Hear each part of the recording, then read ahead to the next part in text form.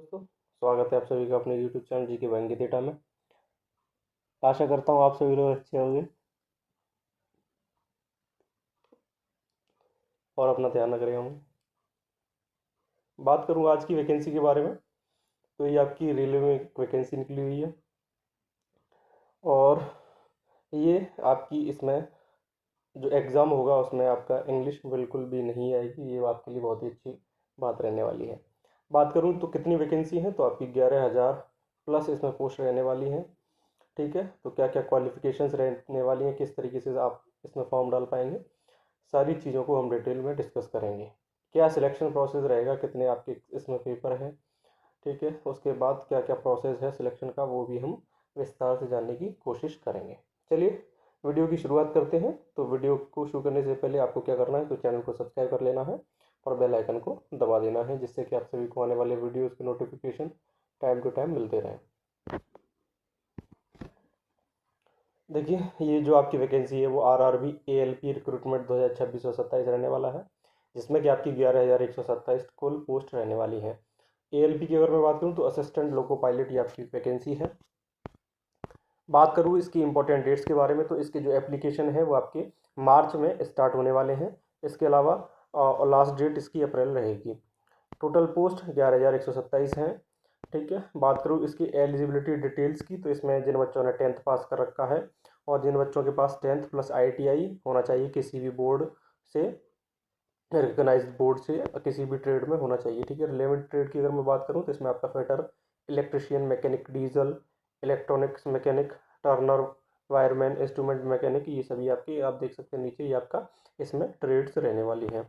इसके अलावा आपके पास 10th अगर ये नहीं है तो आपके पास diploma in engineering in relevant discipline, इसमें से आपके इनके पास मतलब इसमें आपका डिप्लोमा होना चाहिए इंजीनियरिंग में, जैसे mechanical engineering, electrical engineering, electronics engineering, automobile engineering, production engineering और इंडस्ट्रियल इंजीनियरिंग, इसमें आपका डिप्लोमा होना चाहिए अगर आपके पास ITI नहीं है। ठीक है, बात करूँ सैलरी डिटेल्स के बारे में, तो इसमें आपका जो पे लेवल है वो सेकंड रहने वाला है और 7th आपका पे कमीशन रहने वाला है, जो कि अब 8th लग जाएगा।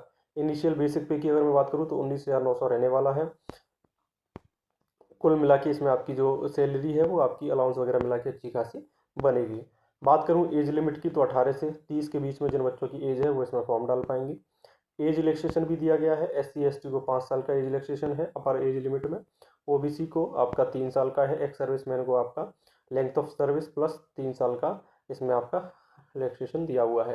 Railway staff group C and D की अगर मैं बात करूँ, जो है up to 40 years, unreserve 43 years, sorry 43 years OBC का है और अनरिजर्व का आपका 40 साल है। SC ST का 45 साल रहने वाला है, जो आपके रेलवे का जो स्टाफ है उसके लिए।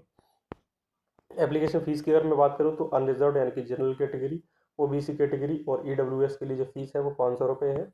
SC ST और ESM के लिए जो है वो 250 रुपये रहने वाली है। बात करूँ फीमेल कैंडिडेट्स की, तो यहाँ पर 250 रुपये उनकी फ़ीस रहने वाली है। सिलेक्शन प्रोसेस की अगर मैं बात करूँ तो इसमें जो सबसे पहली स्टेज जो आपकी आती है वो है आपका CBT 1 यानी कि कंप्यूटर बेस्ड आपका ये टेस्ट रहने वाला है। इसमें आपका ऑब्जेक्टिव टाइप एग्जामिनेशन होगा। इसमें आपके mathematics, mental ability, general science and general awareness, in 4 portion से आपके क्वेश्चन आएंगे। ठीक है, इसके बाद में आपका CBT 2 होगा। जो आपका CBT 1 है वो आपका क्वालिफाइंग नेचर का रहने वाला है, ये आपको सिर्फ क्वालिफाई करना है। CBT 2 की अगर मैं बात करूँ तो ये आपका कंप्यूटर बेस्ड एग्जामिनेशन है, मेंस एग्जामिनेशन ये आपका रहने वाला है। Divided into 2 part, A and B। Part A में आपका mathematics, general intelligence and reasoning, basic science and engineering, general awareness, ये आपका रहने वाला है। पार्ट 2 में आपका रिलेवेंट ट्रेड, जो आपकी ट्रेड रहेगी उससे रिलेटेड आपका टेक्निकल डिसिप्लिन क्वेश्चन आपके रहने वाले हैं। जो भी आपकी ट्रेड आपकी होगी ITI या डिप्लोमा में, उसके आधार पर आपके क्वेश्चंस आएंगे इसमें। ठीक है, higher difficulty level then CBT 1। इसका जो लेवल है CBT 2 का वो CBT 1 से थोड़ा अच्छा रहेगा। इसके बाद स्टेज 3 आती है, इसमें आपका कंप्यूटर बेस्ड एप्टीट्यूड टेस्ट होगा। ठीक है, इसमें आपका क्वालिफाइंग ये इन नेचर रहने वाला है, ये आपको ध्यान में रखना है। स्टेज 4 आपकी डॉक्यूमेंट वेरिफिकेशन आएगी और स्टेज 5 में आपका मेडिकल एग्जामिनेशन आएगा। ठीक है, एक मेडिकल एग्जामिनेशन ये भी आपका ठीक ठाक ही होता है मेडिकल इसमें। तो ये आपका ओवरऑल रहने वाला है। ठीक है, 5 स्टेज में, उसके बाद आपको फाइनल सिलेक्शन दे दिया जाएगा। ठीक है,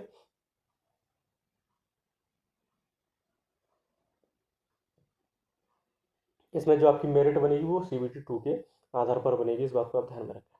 चलिए, आशा करता हूँ आप सभी लोगों को वीडियो अच्छी लगी होगी। वीडियो अच्छी लगी तो चैनल को सब्सक्राइब कर लीजिए और बेल आइकन को दबा दीजिए। चलिए, मिलते हैं अपने अगली किसी वीडियो में, तब तक के लिए ध्यान रखिए अपना। धन्यवाद।